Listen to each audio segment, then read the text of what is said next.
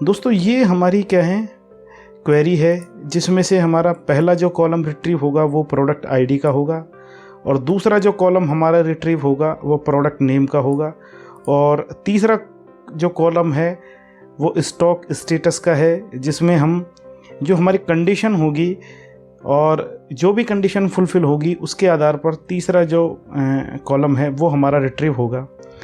अब इसमें केस हमारे आते हैं, ठीक है। तो पहला हमारा केस है व्हेन, जब हमारा यूनिट स्टॉक लेस देन होगा यूनिट्स ऑन ऑर्डर के, ठीक है।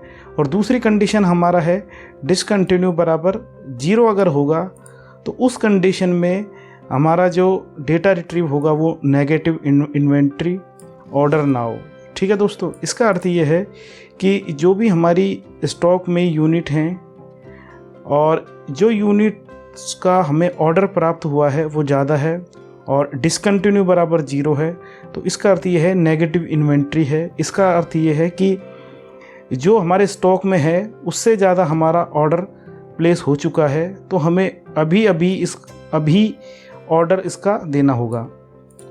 अगली जो हमारी कंडीशन है वो है when units in stock minus units on order.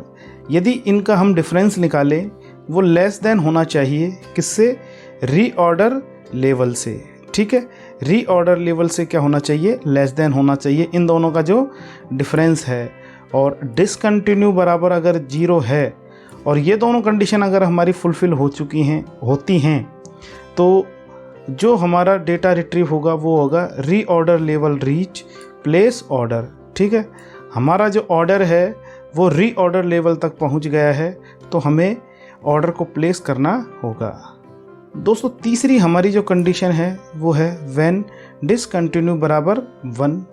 इसका अर्थ ये है कि बहुत से हमारे प्रोडक्ट ऐसे हैं जिनका ऑर्डर काफ़ी टाइम से नहीं हुआ है, तो इसे हम डिसकंटिन्यू बराबर 1 में रखेंगे, ठीक है।